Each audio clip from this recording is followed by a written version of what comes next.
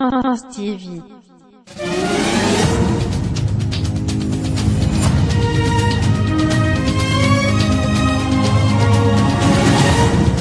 France TV. Bonjour, chers abonnés, auditeurs et téléspectateurs de Prince TV. On commence le journal aujourd'hui directement avec Emma Loès, avec ce qui s'est passé récemment. Voilà. Moi, j'étais assis, j'avais pas les informations, j'ai même plus Snapchat. Depuis le décès d'Arafat, j'ai désinstallé Snapchat. Faut voir les filles de la chaîne là. Prince, tu vois pas ce qui se passe. Ils sont en train de casser Papo si Emma Loès. C'est chaud. Regarde, voici le lien. Va regarder. On dit des trucs là-bas. Emma Loès c'est comme ci. Emma Loès c'est comme ça. Hein? Les papos sont en train de sortir. En tout cas, pour ma part, j'avais pas vraiment prêté attention à ce passage-là. Voilà, ce buzz.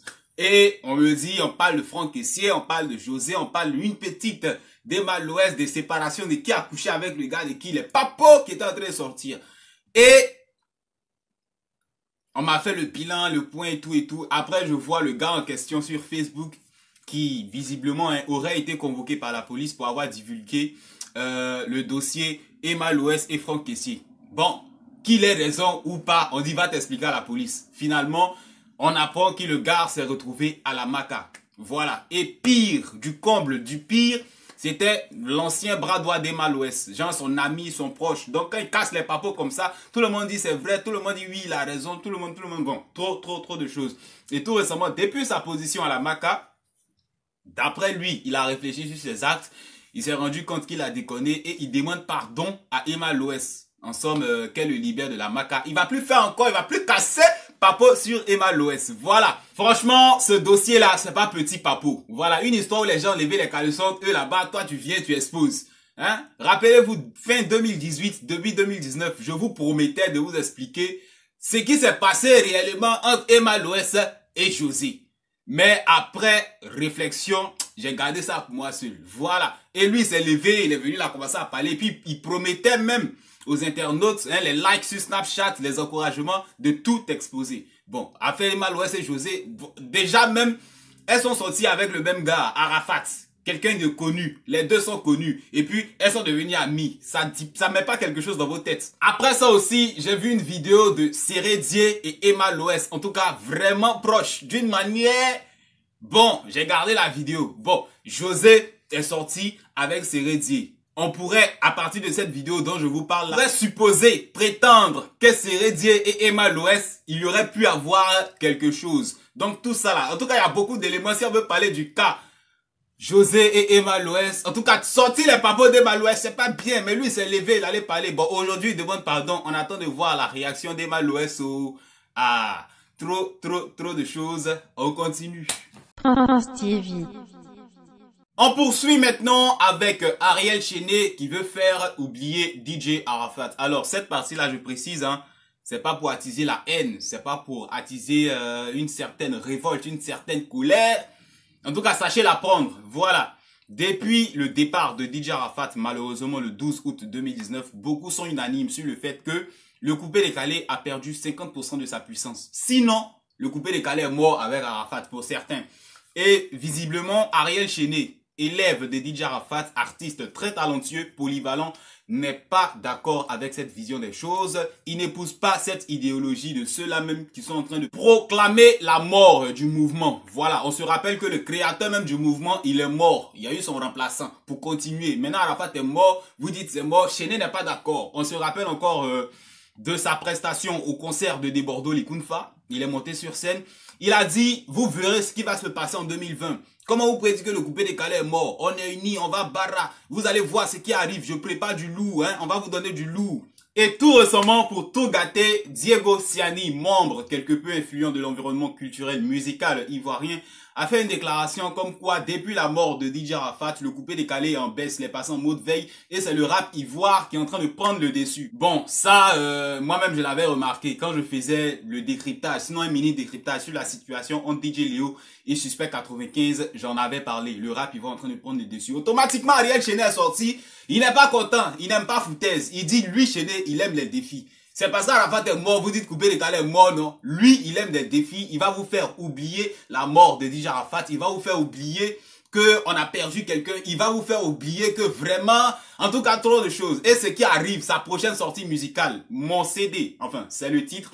Il a fait écouter à Lino Versace, qui a beaucoup apprécié. Il a fait écouter à Mola Oumar, qui a beaucoup apprécié. Et il a partagé ça avec nous sur les réseaux sociaux. Bon, pour certains, ils trouvent que Chené n'a pas confiance en lui. Il est obligé de se faire valider par les douaniers avant de lancer son son. Un peu comme s'il n'avait pas confiance en lui. Mais bon, on connaît les gens sur les réseaux sociaux de la méchanceté gratuite. Ce qui est sûr, Ariel Chené a pris un engagement musical fort. Il va nous faire oublier qu'on a perdu DJ Arafat. Il va nous faire oublier que le coupé décalé a perdu 50% de sa force avec la disparition du numéro 1 du roi du coupé décalé. Il va nous faire oublier Arafat, comme Arafat avait réussi à nous faire oublier Doug Saga. Chené, on te regarde. Ton son, mon CD qui arrive là. On attend de voir ça. Et puis franchement, on a besoin de ça. La musique ivoirienne a besoin de vivre. On va pas rester là, c'est la montée. Arafat n'est plus là-haut. Arafat, il a fait sa part. Il nous a mis à un certain niveau. On a besoin des gens pour booster, pour continuer le mouvement. Ariel Chené, toute la nation te regarde et trop de choses. On continue. France TV.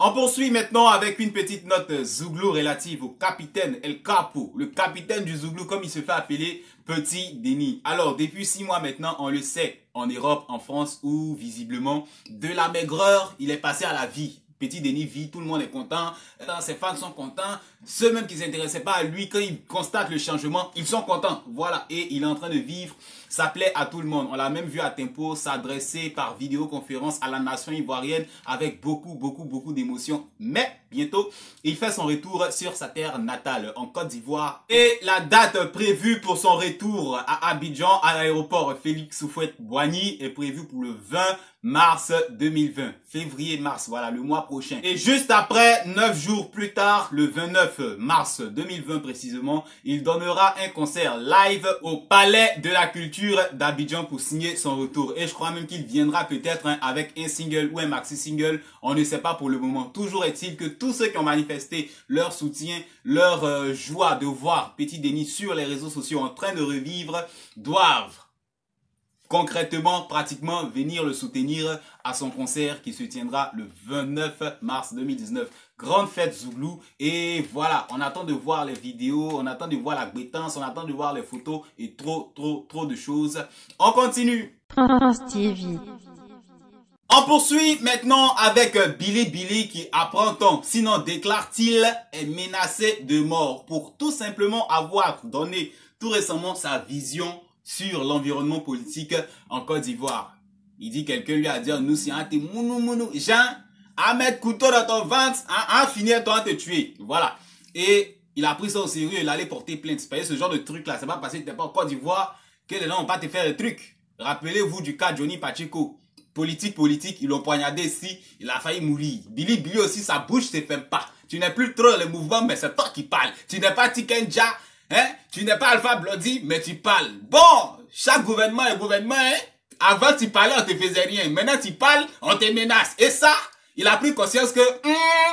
Donc, il allait porter plainte. Il a déclaré à la nation, ici menacé. Bon, on espère que rien ne t'arrivera. Mais politique ivoirienne, il faut laisser. Actuellement, là, tu es à Beng, tu es en Europe, tu vis bien, ça va. Hein? Bon, faut te contenter de ça. Sinon, quand on dit on va te piquer, ils sont capables, hein? Trop de choses. On espère que rien ne t'arrivera. On continue. France TV. On termine ce journal maintenant avec une note de santé. Rappelez-vous, en Côte d'Ivoire, il y a quelques semaines, une clinique a été fermée par le ministère de la Santé juste après le décès d'un bébé de 11 mois. Et soyons clairs, la clinique n'avait pas fait le nécessaire pour soigner la petite, pour conserver sa vie. On connaît comment les gens soignent les gens en Côte d'Ivoire. Voilà. Et après, ça avait fait polémique sur les réseaux sociaux. Beaucoup étaient pour. Parce que quelque part, c'est la vie humaine. Même si vous cherchez votre argent, il faut prendre soin. Encore que c'est un bébé. Beaucoup aussi étaient contre. Non, ça va créer du chômage. Non, des mères de famille, des pères de famille. Je crois même que l'artiste Mouloukoukou DJ avait plaidé pour cette clinique. Et finalement, on a vu tout ce qui s'est passé. Le gouvernement n'était pas content, ils ont fermé. Visiblement, on apprend que la réouverture de cette institution hospitalière a eu lieu, je crois, le 7. Ils vont réouvrir, enfin, une ouverture partielle parce que présentement, il y a des travaux. Il y a eu enquête, une sorte d'enquête, une sorte de, comment on appelle ça, d'études sur leur établissement. Ils sont en train de s'aligner sur les normes du gouvernement et petit à petit, ils vont rentrer dans les exigences du gouvernement pour ne plus qu'il y ait ce genre de situation. Une petite fille de 11 mois qui a perdu la vie et franchement trop de choses. Donc, la clinique a ouvert le 7 février et on attend de voir. On espère ne pas avoir encore de nouvelles désagréables venant de là-bas. Trop de choses. C'est tout pour cette édition. Franchement, merci à ceux qui nous ont suivis jusqu'à la fin. À bientôt sur notre chaîne pour de nouvelles éditions. Au revoir. Prince TV.